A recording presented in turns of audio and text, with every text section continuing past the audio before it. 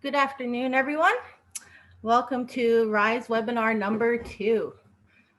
My name is Chantel Henderson, and we'll just give it for people to come in and get their screens and sound set up, and we'll be right back.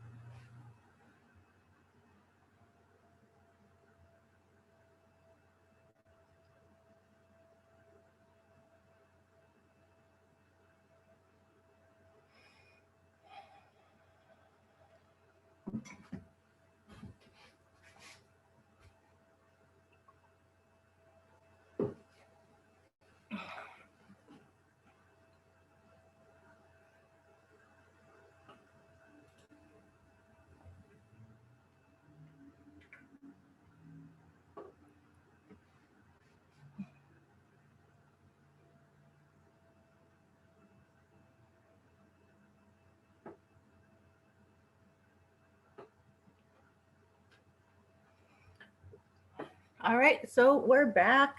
Welcome, everyone. RISE webinar 2. It is the HBOIERC, that's the Helen Betty Osborne Ininiw Education Resource Center. They'll be presenting on their school green team, and the second presentation will be on the school garden in Norway House with Flora and Robert Rideout and Braden. Today is Wednesday, March 24th, and we'd like to welcome everybody. So we want to review the agenda for today. So welcome introductions. My name is Chantel Henderson. I will try to see, get my video up again. There we go. And hi. I'm the organizer of the second annual RISE webinar series. RISE stands for Recognizing Indigenous Sustainable Education, and it's part of the First Nations Waste Minimization Project, where I'm the Indigenous Programs Outreach Coordinator here at the Green Action Center. So welcome. I have my co-host, Beth. Introduce yourself. Hi, everyone. I'm Beth, and I work with Chantel on the project. Nice to see some of you again. All online anyways. Yes. Before we begin, I'm going to do a land acknowledgement. So the Green Action Center is located on the ancestral lands of the Anishinaabe, Ininiw, Anishinawag, Dakota, and Dene peoples. It is also the homeland of the Métis Nation. We acknowledge that our water is sourced from Shoal Lake 40 First Nation, and the hydroelectricity we use comes from numerous First Nations territories here in Manitoba. So before we begin, we want to get some technical aspects out of the way. Beth, do you want to, basically video and audio has been muted for all participants besides the hosts, myself and Beth, and the panelists, Flora, Robert, and Rideout. So we will be the only ones on video or talking. If you have any questions, technical issues, Beth will be, oh, I don't have the screen on me, sorry. Sorry, that's my error, Chantel. I didn't put it into the presentation, but basically it's just asking if you want to pose a question you can use either the question and answer or the chat, whichever you're comfortable with. And so with the chat, if you click on it, it's right along the bottom of the screen. And when you left click on it, it comes up and you can just use the drop down menu to choose whether you want to send it to just the panelists or to all panelists and attendees. And then you just hit return and it'll be visible. So simple as can be. But if you have any questions, just let me know. Yeah, Beth will be watching the chat box. So if you have questions, just she'll be answering and noting them after the end of each presentation. So speaker introductions. So basically the first presentation will be anywhere from 20 to 30 minutes. And that will be with Flora and Robert Rideout. They'll be presenting on their school's green team and recycling program. And the second presentation will be done by Doug Braden, 20 to 30 minutes if needed. And then we'll have a Q&A session afterwards. It's possible we could do it right after each presentation if there are questions before then. And then we'll close it up with closing remarks and let you know about our remaining upcoming webinars. So let's go into speaker introduction. So our first speaker is Flora Rideout. Tansi Mrs. Flora Rideout Nina. She is currently working at HBOIERC in Norway House. This will be her 30th year as a Frontier School Division employee. She has worked in almost all grade levels as either an EA, a student teacher, or as a teacher. Her passions for teaching include technology, her first language is Cree, and teaching students about the survival of our Mother Earth. It has been very rewarding to be given the opportunity to begin a green team in one of the biggest schools in the North. Every year, the students would come to our classroom during her lunch break and they would talk about environmental problems. So welcome, Flora. Our co-speaker will be her husband, Robert Rideout. He grew up on a small island on the coast of Newfoundland. He worked in a variety of positions during his 23 years of teaching in the North, including phys ed and physical education instructor, computers, information technology, and most recently, photography teacher. He is a certified drone pilot and has contributed videos and photos to a variety of well-known organizations, including the National Film Board of Canada and Nature United. Welcome. So I will invite them to turn on their videos and take away the presentation.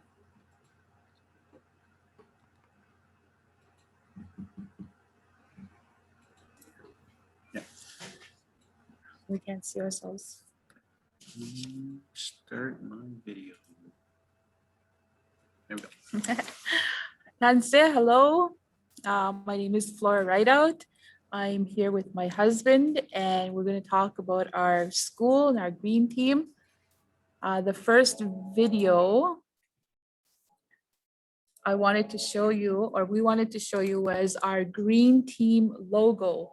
We created this logo for our school, and we had lots of plans for our logo. We wanted to put it on t-shirts, and we wanted to put it on water containers and caps and stuff like that, so that it promotes our green team. And we recommend that the other schools, all the other schools that are out there, you make your own logo, and you'll have pride. It'll show you pride in your school, like when the kids are going around wearing t-shirts with that logo on there. And it also gets a lot of other recruits to want to be part of the program. Yeah, it's always about recruiting. Okay, this is a picture of our school. We're located in Norway House, and we are like one of the biggest schools in the north. We're about 900 kilometers from Winnipeg.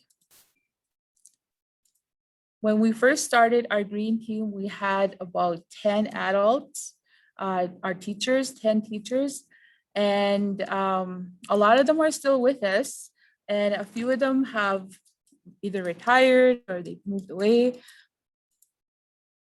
And these are our students, our green team students, and we started working with them when they were in grade 4.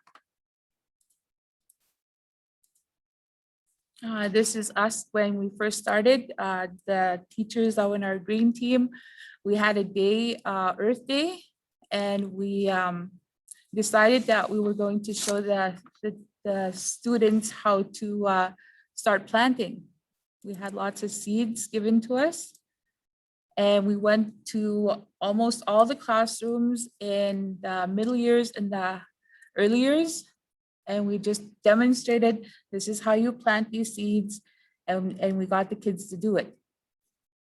Almost every classroom had seeds in their window. That's where we put most of the seeds. We had lots of windows and it looked really good. They could see them grow daily. And here are the windows right here. As you can see, they're really big windows, and it didn't take long for the seeds to actually start growing. And we have this huge elders court in our school where it's covered by windows, as you can see. And we had bins. We got bins from Walmart. They were on sale. And we decided to use the bins to grow vegetables in. Yeah, we wanted something that was small enough that the classes could handle that. And we could put it around the core. We had over 60 bins. We have a lot of classes in our school. And it was quite impressive to walk around the core as the kids came to class every day, and they'd see their vegetables growing bigger and bigger every day. So it was quite exciting for everyone.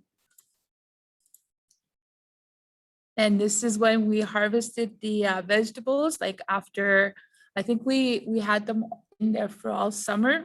And then in the fall, we did our harvest, and the kids came out and they went to go check their bins. Like every classroom had a bin, right?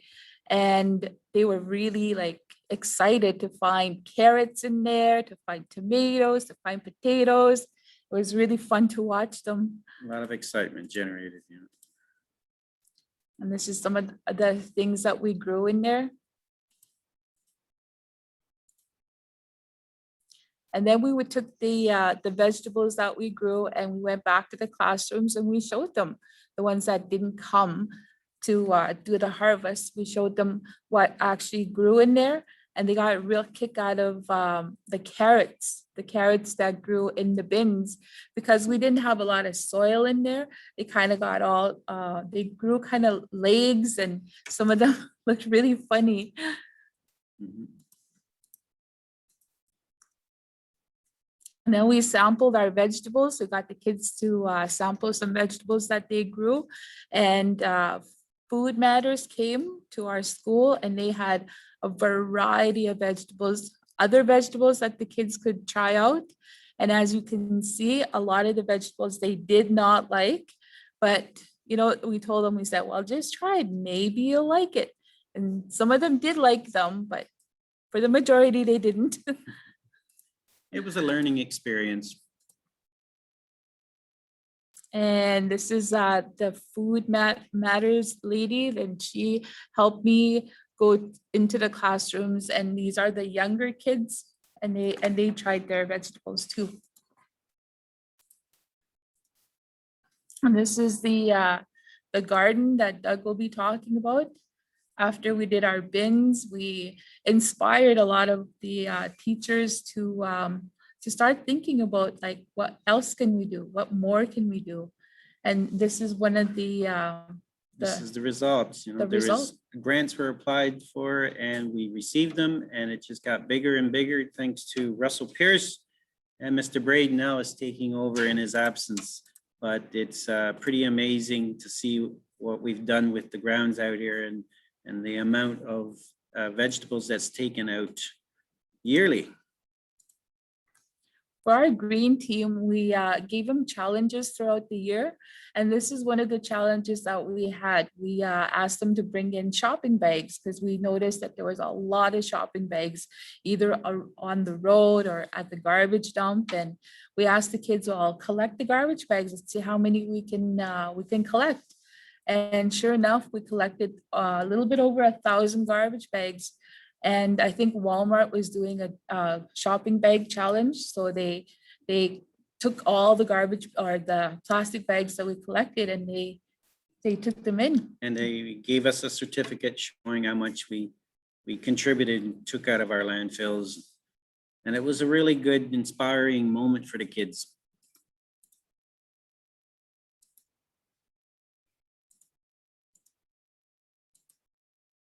We also did a lot of paper recycling, because we noticed that because we're one of the biggest schools, right? A lot of the papers that we throw away, like we have humongous piles of papers. So we challenged the kids to start recycling paper. And the staff, and they embraced it. And this is one of our very first recycling Storage areas. storage Yeah. area. We had a lot of problems finding a place to store all the recycling, and we found in our cold storage was the best place. We built a little area for that, but there's so much other stuff in there. It was difficult to get in and get out, but that was solved this past year when we had a donation. A shed was donated, and this is it right here in the picture. It's a small shed, but it's perfect for our needs. 1 or 2 weeks, we get the truck coming and they pick up our recycling. So this is brand new for us, and it's solving so many problems. It's really good. This shed was made possible by Recycle Everywhere, the CBCRA, and Arctic Beverages. Arctic Beverages, they bring drinks into the community on a weekly basis, and they have this backhaul program where they go back empty, and they decided to work with these two organizations to take back our recycling. And it solves the biggest problem in recycling is how do we get that back to recycling center? And this is perfect for us. This is a picture of some of the prizes that we got from the Recycle Everywhere. We sent the students bags that had their logo on it, and they also sent them a bunch of t-shirts, and the kids just loved them. This is one of the trips that we took to Winnipeg. Every year we had like a year trip to Winnipeg with Take Pride Winnipeg. And when we went there, it was like a variety of vendors. Like they had so many interesting things for the kids to do there. Mm-hmm. And the bags that they have there, like that's all the materials that they were given. And all created from recyclable materials. They even have demonstrations on what it looks like when items are recycled, little pellets that we get from it, and lots of different materials now that can be recycled. So it opened up a world of information to the kids and showing them that it is making a difference. What they're doing is making a difference. And when we were in Winnipeg, we also took the kids to, what was that one called? Fort White. Fort White. That was really good. We didn't have any pictures of it for that one, but the kids really enjoyed seeing the geese in Fort White. Mm-hmm. There was a few of them that wanted to chase the geese. Mm-hmm. So that was funny. And for Recycle, no, that was Take Pride Winnipeg.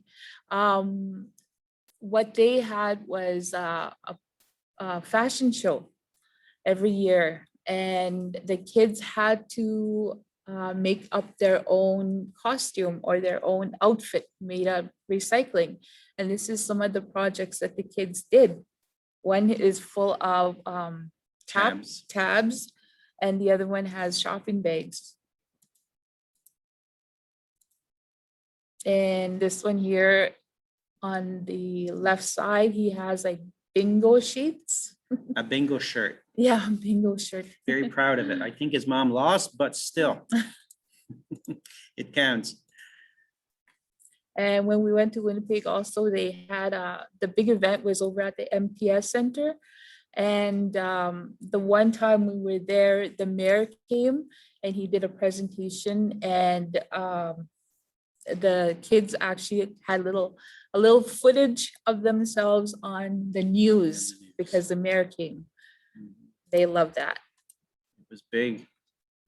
Another thing that we have done in our school is we've seen these bottle filling stations in other schools, and we thought that that's something would be important in ours. It would save a whole lot of plastic bottles if we were to get one.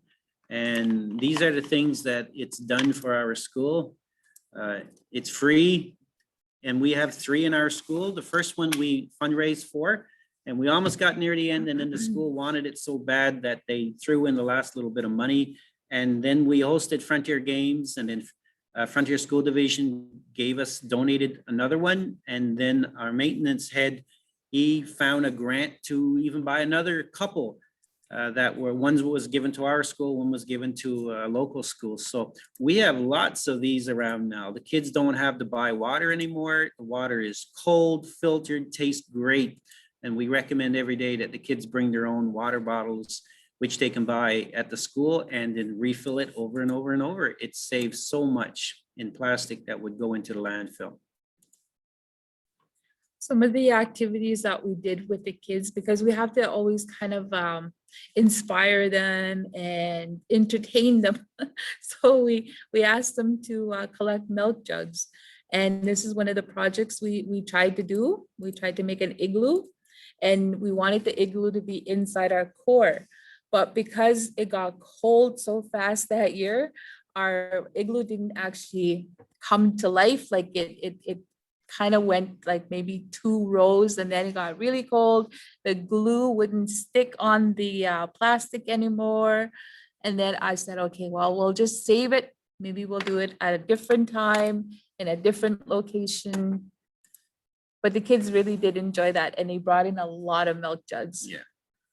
This is our school. We also do a lot of cleanup. Our principal made a deal with the Green Team kids that if they do a grounds cleanup, they'll get a pizza party, and they love that.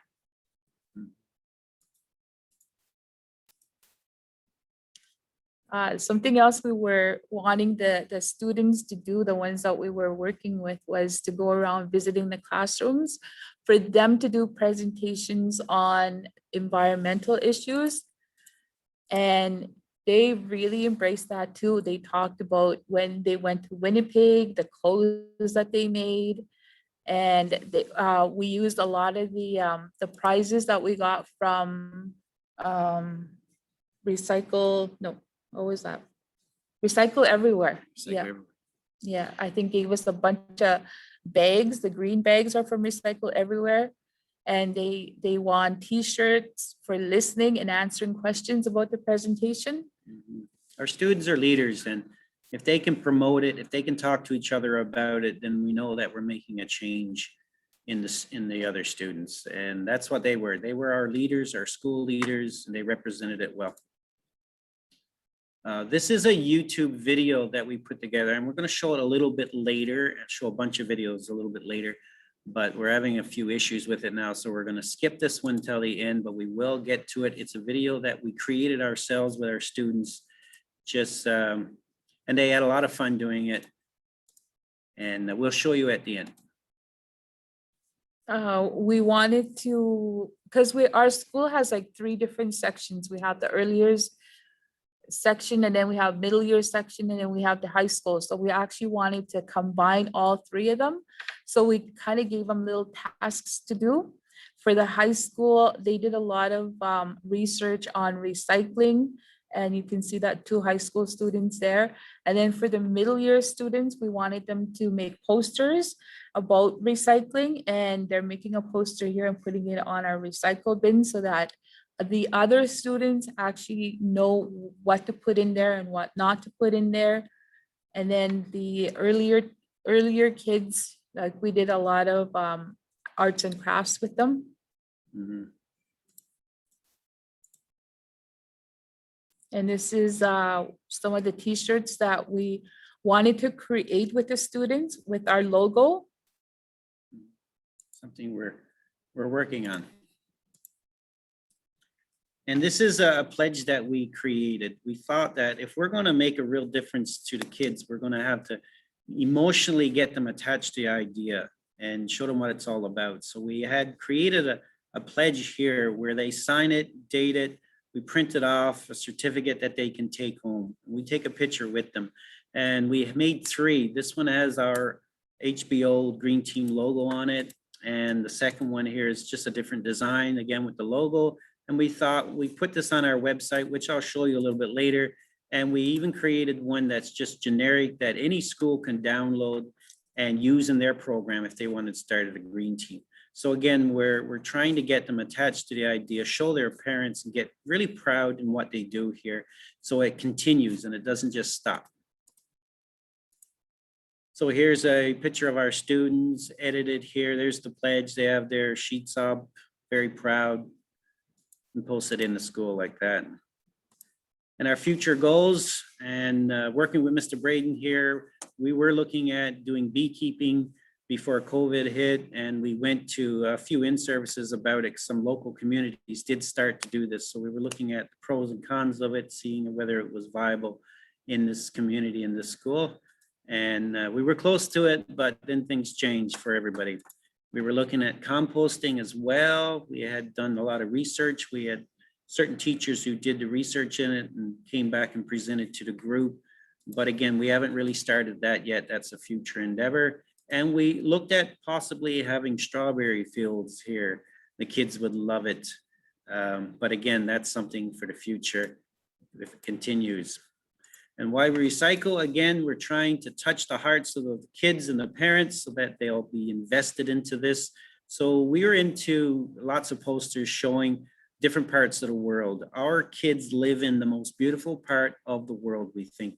You know, it's so clean and pristine that they don't see the real issues that the overpopulated parts of the world deal with. So we really show videos in class, show pictures in our clubs, just to show them that what they have is not what everyone has, and that what they do here will make a difference all throughout the world.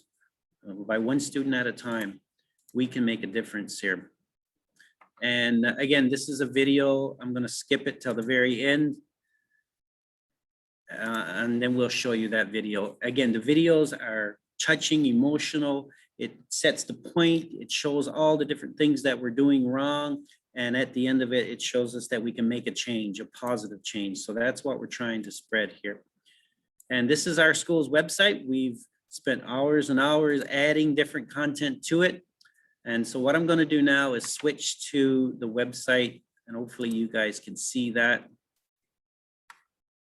Okay, here we go. I'm just going to stop sharing for a second here, and I'm going to go to our website. All right, we're back. This is our website here. If you go to HBOIERC.com, you go to the bottom, you're going to see a link with this logo right here. And we've created a whole bunch of tabs here to help other schools start and to show everybody what we're doing here. So this is the Green Team Pledge right here. And we had them go in on the web and sign up. And if they filled in the form right here, so these are some things that they could do. They could pledge to make a difference in these ways, like ride a bike, walk, take a bus, carpool, stop using plastic bags, recycle. Right here, do you accept the pledge? They put down whatever they're going to promise to do, because they have to make a promise. They have to pledge that something is going to change in a positive way in their life. And then they put down their name and then they submit. So that came to me. And then I started to compile a list, which went in here. And it didn't go very far. Again, things changed, but I wanted them to actually be able to go online, see their name, and then show their parents, and then just be very, very proud of that, right? And these are the pledges right here. This is the one with no logo that schools can download to use in their own program. These have our school logos on them, so you can print. And then we have our garden right here. There's a link to the garden that Mr. Braden will talk about soon. There's photos in here. There's a Facebook site, and then these are links to the different organizations that have helped us throughout the years. And right here, there's usually summer employment, which Mr. Braden will probably talk about. Usually a student is hired to work there because most teachers are off and they go away in the summer. So we wanted to provide a little bit of an economic opportunity for a student or two, and they'll learn about it and it'll be part of their life once they have that experience. This link right here takes you to our profiles and to the videos and everything that we have. Right here, we have a bottle filling station showing a bit of information about that. And we have inspirational videos. These are the videos that really will make your students, make anyone really think about what they're doing to the environment and really make them want to change the way they are, you know, recycling being a start of that. So let's go to the first one right here and see if it's going to work. Please let me know if you don't hear the sound.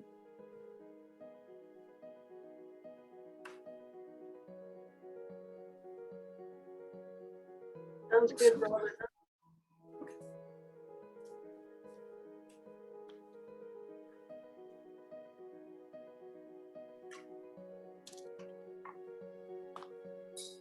Around 2,700 billion fish are caught each year. 4,500 acres of forest are being cleared every hour. We will consume all of Earth's 2017 resources by August. Climate change will lead to refugee crisis. More greenhouse gases are in our atmosphere more than any time in human history. 14 billion pounds of garbage is being dumped into the ocean every year. Temperatures are breaking records around the world. Sea levels are rising at their fastest rate in 2,000 years. 2/3 of the Great Barrier Reef has been damaged as a result of climate change. Did you know that my grandchildren might never be able to polar bear?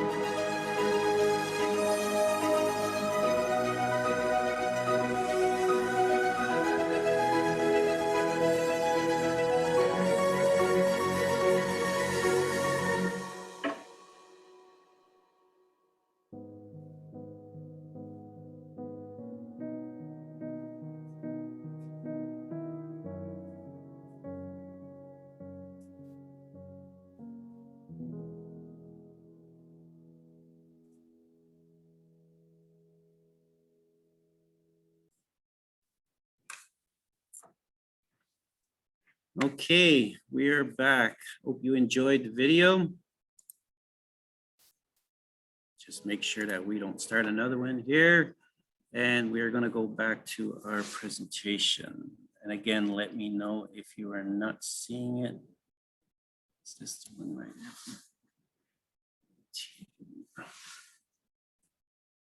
Is this one? I'm going to have to go to the link again. Please let me know if you don't see it. Inspirational videos. We wanted to show one or two other ones. Man versus Earth Year. We're going to go to this one. Again, powerful messages. We're going to show you about 2 minutes of this one. So you took my masterclass And learned it's to make egg really, toast really good. powerful. Sends a really Delicious. great message here. Fun fact, planet Earth is 4.5 billion years old. Mankind, about 140,000 years old. Let me put that in perspective. If you condense the Earth's lifespan into 24 hours, that's one full day, then we have been here on this planet for, drum roll please, 3 seconds. 3 seconds. And look what we've done. We have modestly named ourselves Homo sapiens, meaning wise man. But is man really so wise? Smart, yes, and it's good to be smart, but not too smart for your own good. Yes, we have split the atom. Yes, we build clever machines that navigate the universe in search of new homes, but at the same time, those atoms we split created nuclear warfare. In our quest to explore the galaxy, rejects and neglects the home that we have here now, so no, that cannot be wisdom. Wisdom is different. While intelligence speaks, wisdom listens, and we willingly covered our ears to Mother Nature's screams and closed our eyes to all of her help-wanted signs. Wisdom knows that every action has an equal and opposite reaction, so if we were wise, we would not be shocked when we see storms that are stronger than ever before, or more drought, hurricanes, and wildfire than ever before, because there's more pollution than ever before, more carbon, more trees cut down than ever before. At a record pace, we have increased the extinction of animals by 1,000 times the normal rate. What a feat. In the next 10 to 100 years, so you can see how powerful this video is, and the others are very similar to it. It just shows the kids who are in paradise here in Norway House. You know, they have the cleanest water and trees everywhere, and they don't really understand what's happening out in the real world. So this, you know, puts the point out there. It shows them, and it really makes them want to work hard for what we're doing here. So I'm going to go back to my regular screen here. I think this is the one. Yeah. There we go. So is there any more? Yeah. Okay. These are our students. I think they were in grade 8 now at this time in this video or in this picture. They're in grade 8. And these are their other different costumes that they made.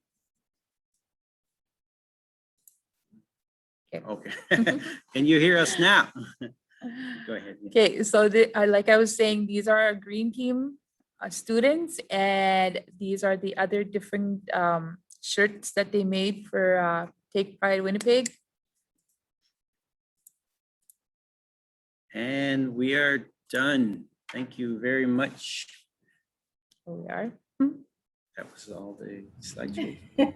Okay. Is there more? We think we were done.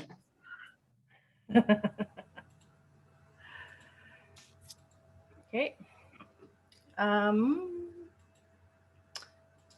see. I'm gonna show my video. Can you see me?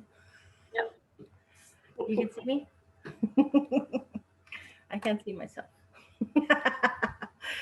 So I'm just going to, was there any questions for the presentation?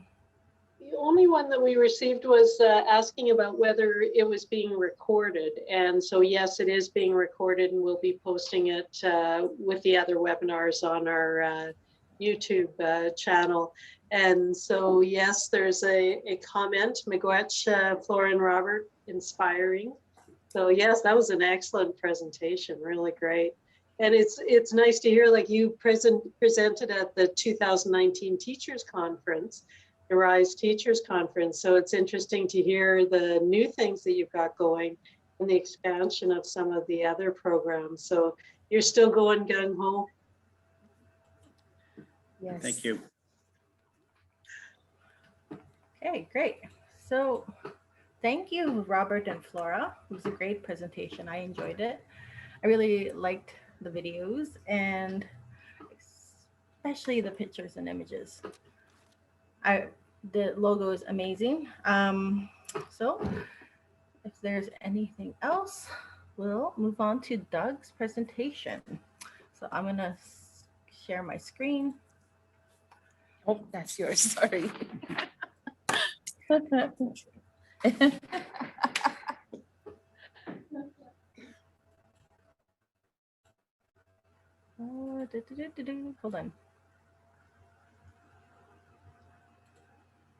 Okay, so you will see.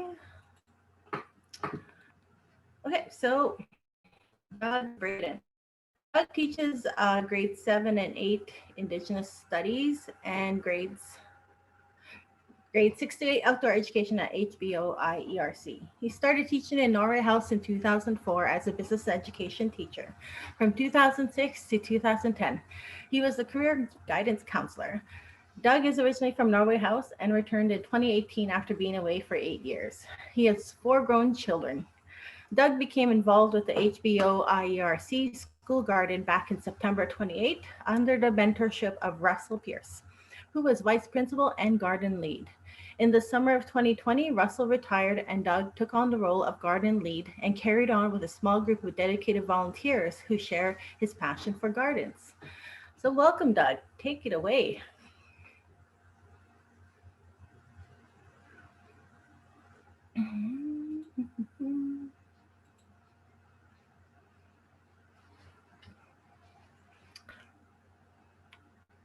Are you there, Doug?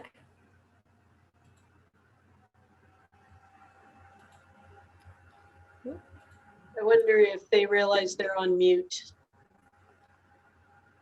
Yep, we're just setting up the presentation here and get it going. Sounds good.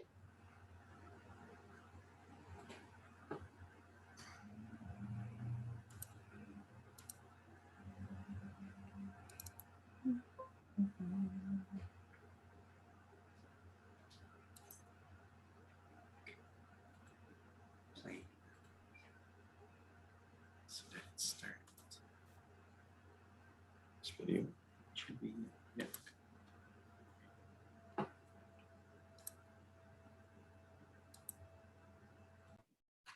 And now we gotta go back because you're not sharing it. Okay. So let's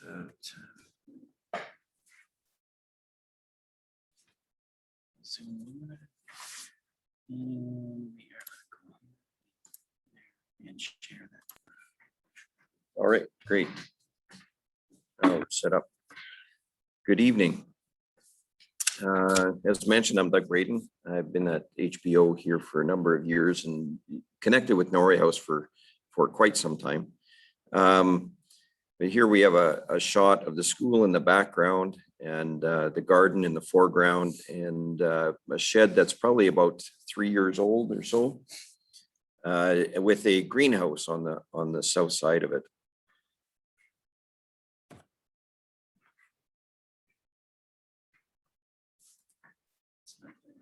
No. Yeah. Okay, so in the goals of the garden, initially it was created to be a learning space for nursery to 12 students in our school. And here you can see in the early stages of the garden, we've got a number of kids involved in the garden with the harvest and that, getting their hands dirty and really enjoying themselves there. And then the culinary arts program came along. So we enlarged the garden to provide produce for the culinary arts program. And this program supports our breakfast programs for students, for our emergency lunches, for students that don't have a lunch. And it also has a cash cafeteria for staff and students as well. On the left there was the principal of Agnes Mowat. She was the principal at the time. Chef Kyle Moore in the middle, in the foreground. And on the right is our current principal. She was vice principal at the time, Charlene Troop. Another goal of the garden is to encourage gardening in the community. So here's some pictures of some gardens. The two in the bottom left were gardens that have been used in the past. They were under production last year, and bottom left is you can see the gentleman in the back. This is his garden. So we'll go in and till up their gardens. The soil was augmented in this one as well. He had brought in some sand to help loosen up the clay soil. So it's kind of a light color. The one just to the right of that picture, this owner had semi-loads of topsoil brought in. I think a semi-load of topsoil brought in, and beautiful soil. Tills really nice. In the top right, there's a before and after picture of a garden that had been in production about 5 years ago.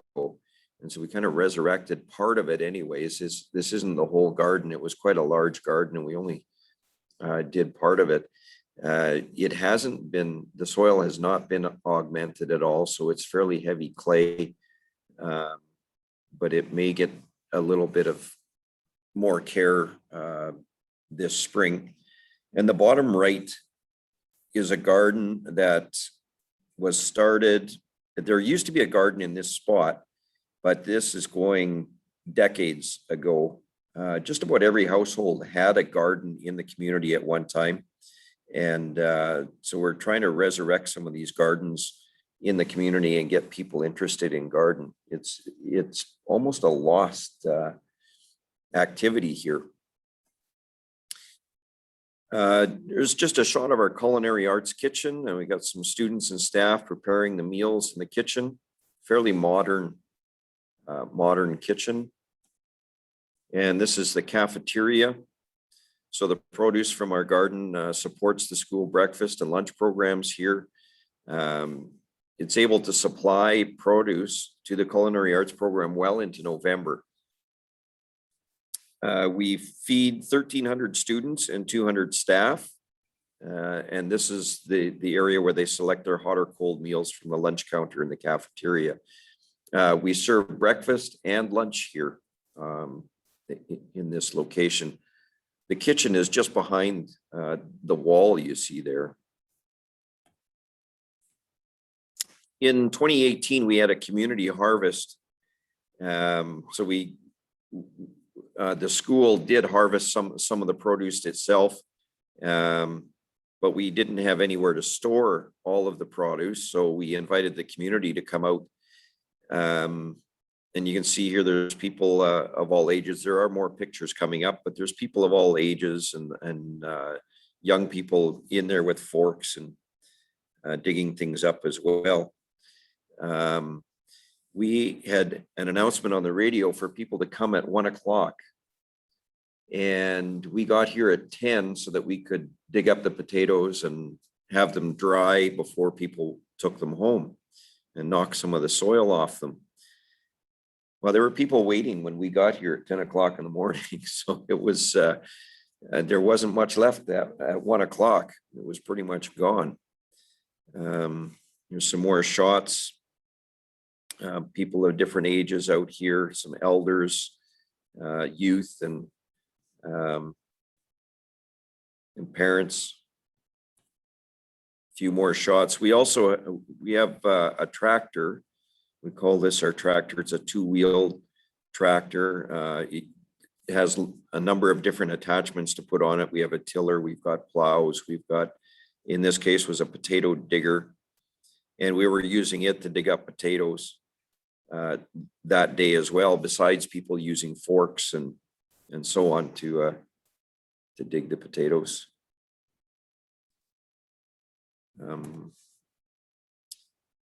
A few more pictures of the harvest, so you can see the size of potato that can come out of there, and the youngsters out there as well. In 2020, this is September 2020. Actually, it started in 2019. I started taking my outdoor ed classes out, and we would take them out and do a harvest with my class. And I found that we could spend about an hour in the garden, and then they were a little tired. I had the students for the whole afternoon, so we'd spend an hour in the garden, and then we'd go and do something else afterwards. So they get to show off what they've picked for that day. The garden didn't do very well this year. This past fall, it was so wet up here. We had a lot of problems with water, with trouble getting into the garden in the spring and right into the summer. So the weeds took over. A lot of seeds didn't germinate because it was too wet. The carrots did okay. The zucchini and squash and beets did okay. The zucchini and squash, though, they were transplanted, so they had a head start before they went into the garden.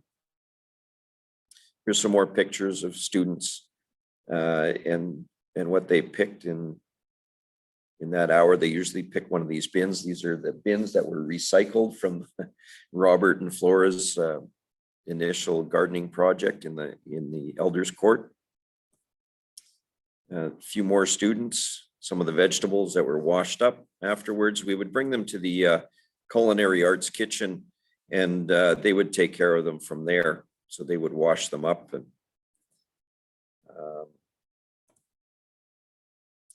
And so how are we able to work with the garden of this size? It's I haven't mentioned yet, but it's 22,000 square feet.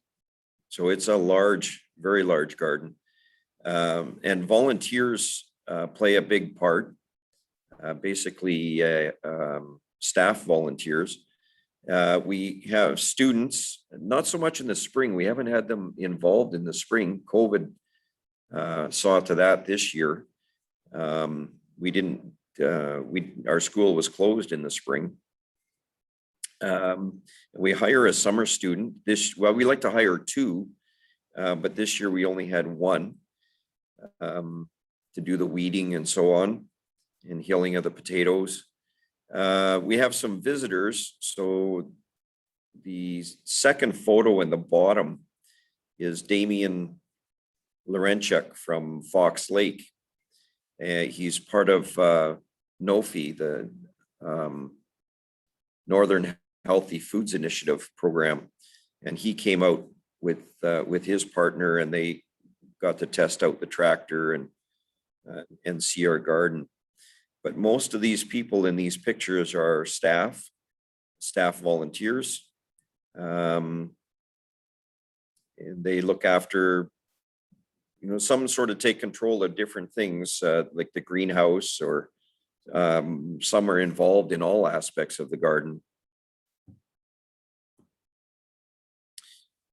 Gardening in the north. So here's a picture, and I could have taken this picture several times this year, but this is an idea of how wet it was this spring and into the summer. The water just filled up the furrows here. So some of the challenges that we have is that the growing season is short, and seeding needs to happen as soon as we can get into the garden, as soon as the frost is out of the soil. And I always thought that Russell was crazy, because we would go out there and we would get maybe 6 inches, and we were hitting ice with the tiller. We were out there so early, but you have to get out there as soon as you can. We find that projects have to be completed before winter, because there's no time to work on them in the spring. This year we were not able to work on any projects in the fall. It was so wet. It was still wet in the fall. We had difficulty even digging up some vegetables. We still have some vegetables in the garden. I don't know how the beets are going to do over winter. I hear carrots are sweeter in the spring, so we'll find out this spring. We need to be creative in getting things shipped. We're so far away from where our supplies are. So for example, our potatoes, we find, well, another thing is finding some sources through COVID. It was difficult finding potatoes this year, seed potatoes. We found them in Winkler, and we had to get a hold of somebody who was in Winnipeg to go to Winkler and pay them to bring those potatoes to Winnipeg. And we knew someone that was in Winnipeg coming to Norway House. So there's a bit of a network going on. And I think the shipping cost us just as much as the potatoes did. So, and we're always at the mercy of the weather here. We've had frosts at the very beginning of September, the long weekend of September, in fact, that have killed our crops. Corn is difficult to grow. I haven't given up yet. I'm still gonna try corn, try different ways and so on. Some plans for this year: we're going to purchase a garden tractor. We received some funding to purchase a garden tractor with a bucket and a tiller. We're going to bring in some topsoil to raise the garden, bring in some sand to augment some of the heavy clay areas. And then we've got the tractor to be able to move this soil around, so which we haven't been able to do in the past. So, and I hope to apply some straw as well to help augment the soil and loosen it up, and also use it as a weed suppressor. Some other things that we're going to do, our greenhouse. This is a recent picture. It's a bit of a mess right now. People got into our greenhouse and scattered things all over. But these shelves are fixed at the moment. And I'd like to use this greenhouse all 3 seasons. So what I'd like to do is make these shelves, put them on hinges, and so that they can drop down in the summertime and put in raised beds where the shelves are there, so that we can move some plants from the shelves down into the beds. I'd like to create a Dutch door for the greenhouse. Right now it's a sheet of plywood on hinges that covers the entire door. So the door is either open or closed. With the Dutch door, we can have the bottom closed to keep out dogs and so on, and have the top open so it gets some ventilation when it's warm. Get classrooms involved in starting plants again, and like what Robert and Flora did, is utilize our windowsills in the classroom, have students start seeds in there. And I've ordered a bunch of stakes so that students can put their names on them, and then those plants will go out to the garden with the stake beside them with their name on it. And then they can plant the plants. They know where they are, and then they can bring their parents by if they want, and they can show their parents their plants. I want to put more flowers in the garden area to attract pollinators. And we're always looking for better ways to garden in the north too. So there are going to be, there has been discussions about strawberries. We planted raspberries last year, raspberry bushes and Saskatoons. So we're looking at attracting more pollinators for those, and for strawberries, getting that sort of thing in place.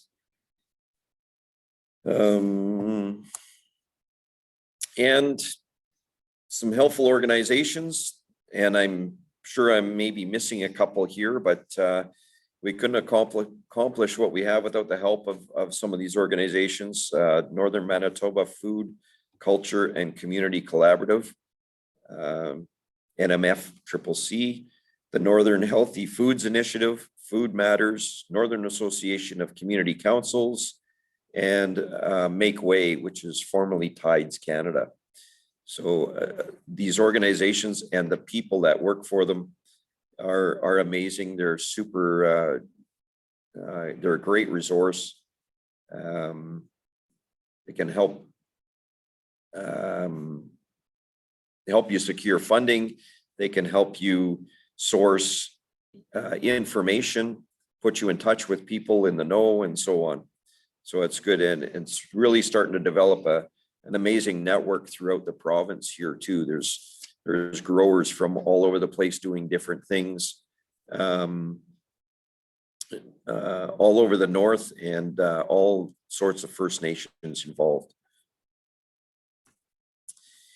For more information on the NMFCCC site, there's a Bright Lights production, a publication that was done on our school garden.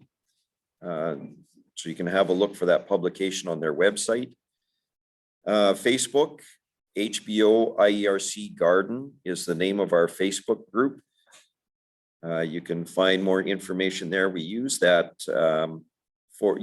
mostly for announcements of what we're going to do, when we're going to be going out to the garden. And so it's a communication tool with our volunteers. As Robert pointed out, we have a website, the HBOIERC.com website, and there's a link on the home page to the school garden.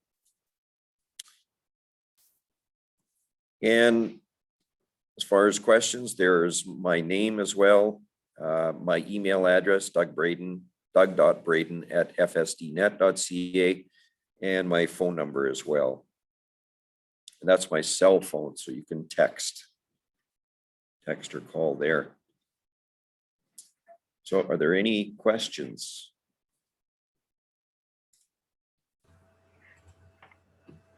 Thanks, Doug. That was really interesting. I do have a couple of questions, if it's okay, Chantel, to jump into those. Go ahead. Okay, thanks. The one was asking about the greenhouse, like did that start at the same time as the garden? No, it didn't. The garden started about 5 years ago, and the greenhouse came on about 3 years ago. So the garden shed and the greenhouse were at the same time.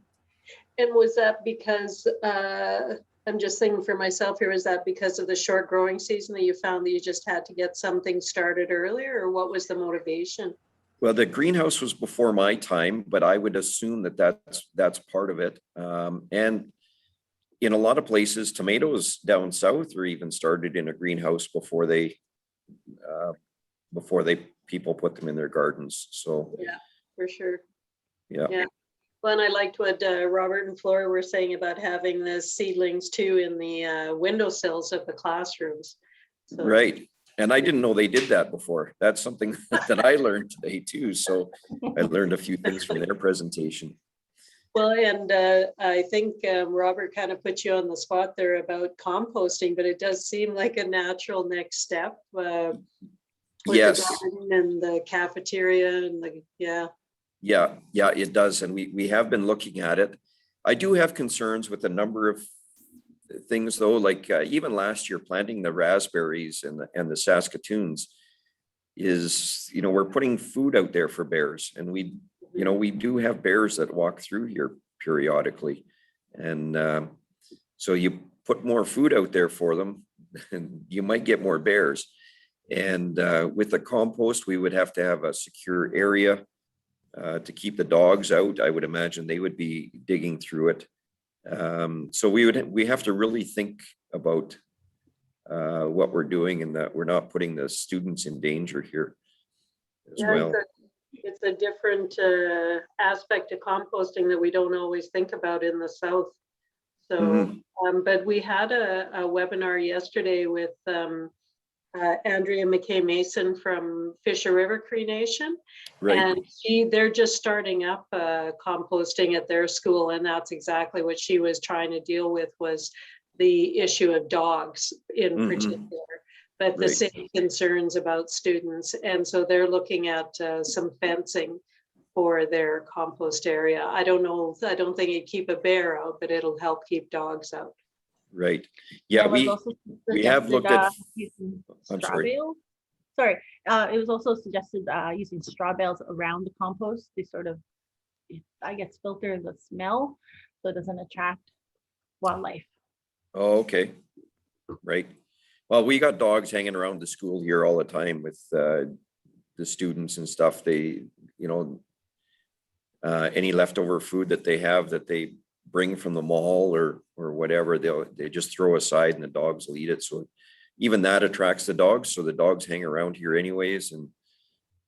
And then it wouldn't take long for the dog's word to spread that there's food. Yeah, I guess they've already been trained that there's food there, right? Right, exactly. And you know what? I was also going to call, we did get another question for Robert and Flora, if they're still there. No, they just stepped out. They're gone now. Sorry. That's too bad. I was hoping they were still there, but we'll send them a separate email, because someone was asking about for someone just getting started to form a green team, a student green team at their school, or an adult green team. Just so maybe we'll get them to email us some tips, and we'll add it to the webinar link post. Yeah, it sounds good for sure. I noticed there was a gap between 2018 community harvest and 2020 harvest. Was there nothing done in 2019? I don't think I have any pictures from it, but yes, there was, but not a community harvest. And we didn't do a community harvest last year.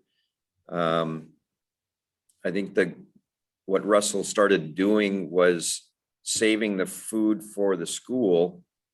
And I think we're going to go back to the community harvest model, though, I believe. Russell was working on a storage space. He was able to secure a space, but it's not conducive to storing vegetables. It's too warm and moist. And so we built some bins in the spring, and we filled 3 of the bins. So probably, I don't know, 200-300 pounds of potatoes, and they all sprouted. So, so they're, you know, and we did look at, I looked at bringing in a consultant, but with COVID, he wasn't able to make it. He had to get to Garden Hill. I was just speaking to him yesterday, and he just got into Garden Hill yesterday, and I think he spent 6 hours on the winter road going into Garden Hill. So, and that's from Norway House to Garden Hill. So, so he wasn't able to stop in when he got here because he spent so much time on the road already. I think he said it was a 14-hour trip or something from where he was. So,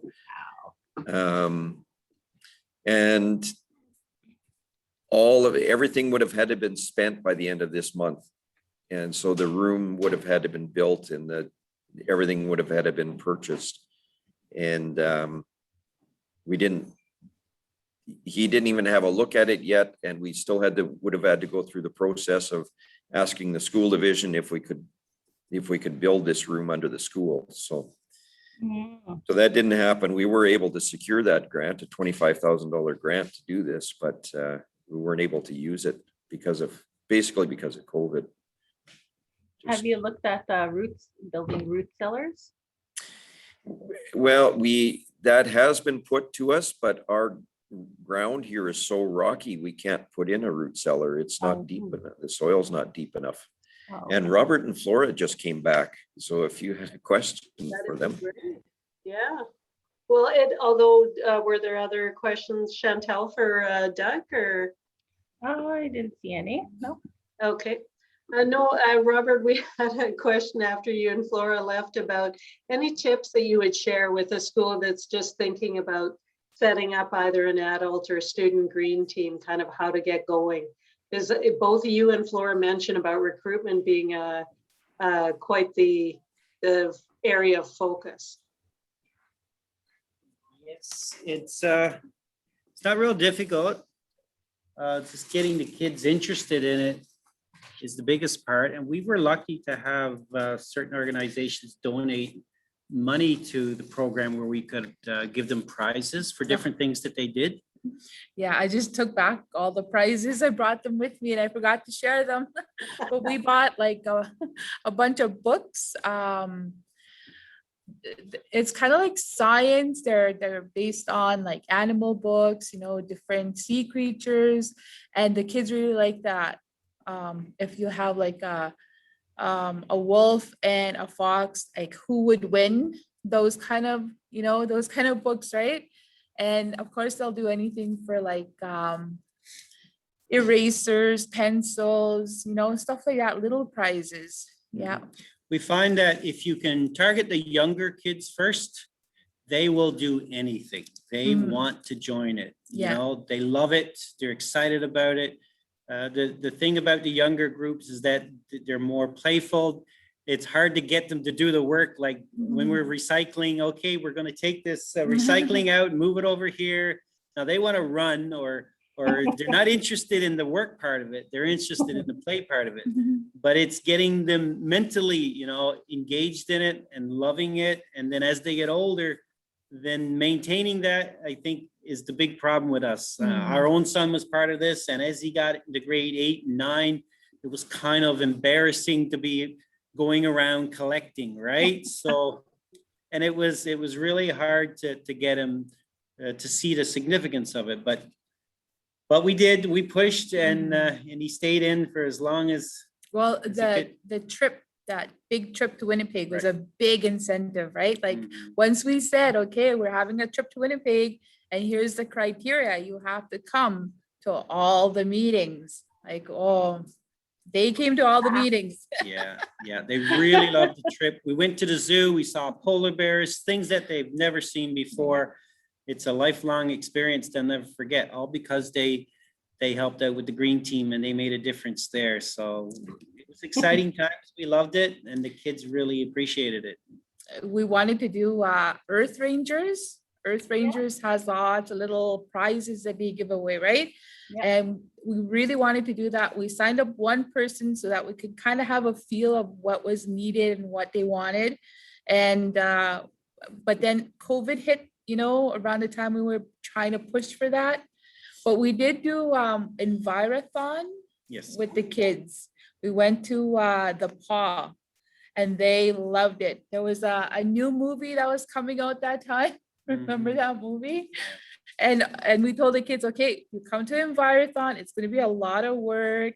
You know, you're going to have to, you know, do a lot of things, you know, but after the Envirothon, we're going to have a really nice supper and then we'll go see that movie. And we had a lot of interest right there. But the Envirothon was more for high school students, and you had to know a lot about your environment. And we were invited. Yeah.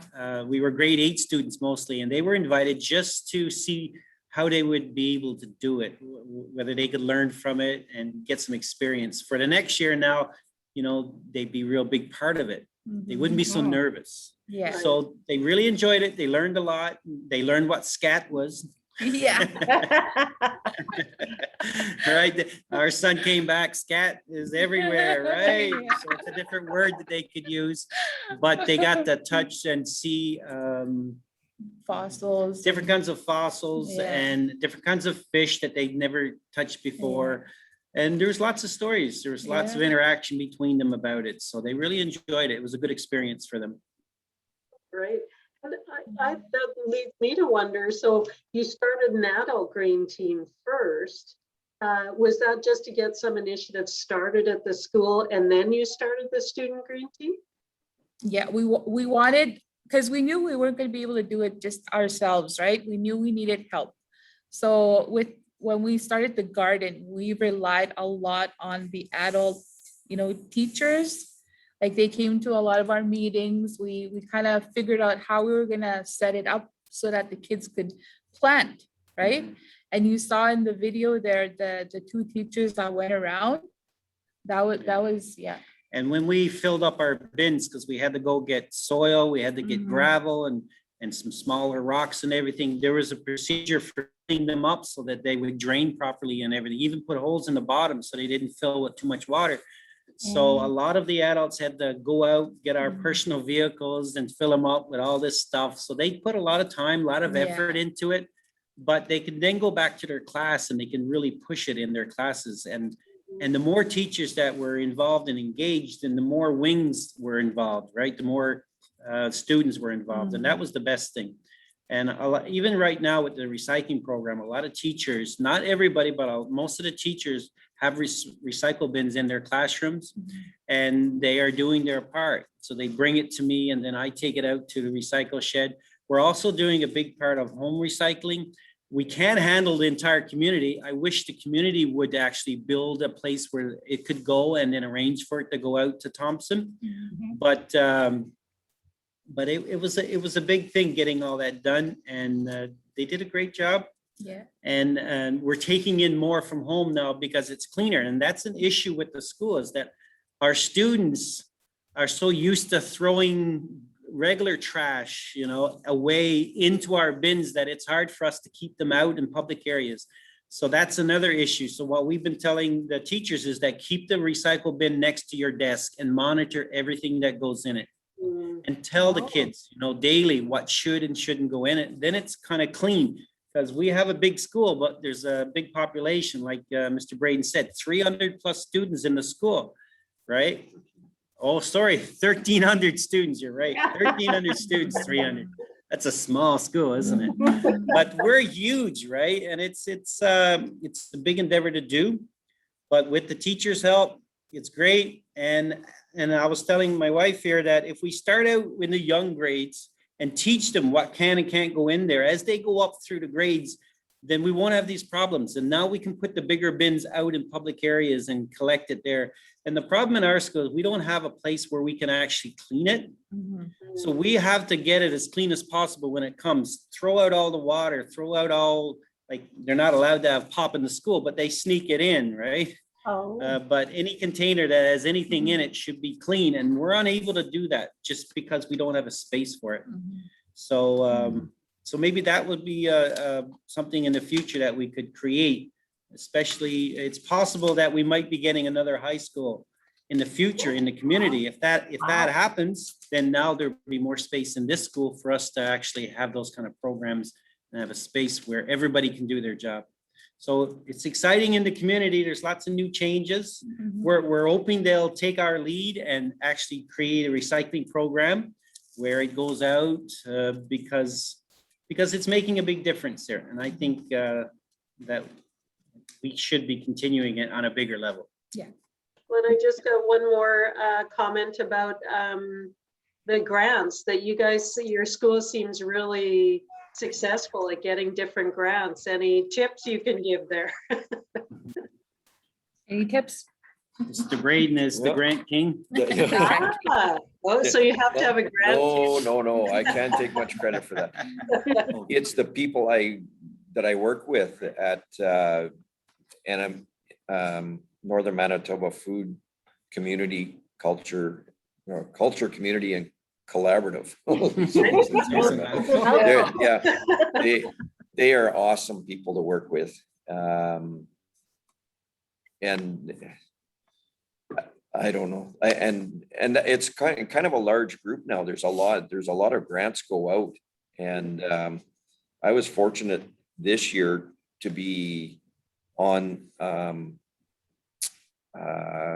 what did they call it? A committee to look at some of these grants, because I guess they're getting so big that they need more people to look at them. And I was able to see some of the projects that were happening in other communities. It's interesting what's going on out there. So I only had 3 to look at, but there's a number of people on it. And so there's quite a few submissions for these grants. And I guess the money must be there because I think a lot of them get it. So. And if you do a good thorough search on the internet, you can find these grants. A lot of the big organizations like TD Bank and places like that, they're always offering money to organizations that do recycling and stuff like that. So just do a good search through government agencies and there's lots of them out there. You just spend the time on the computer, checking it out. And the more organizations that we interact with also, the more they know about other things. And so we're getting a lot of secondhand information from them, which is really, really good. They know that we're doing a big job here and they're willing to put more money into it. And creating the network too, because if you have a question, they'll put you on to someone else. And exactly. And it's knowing the contacts. I was I mentioned Damien from Northern Healthy Foods Initiative.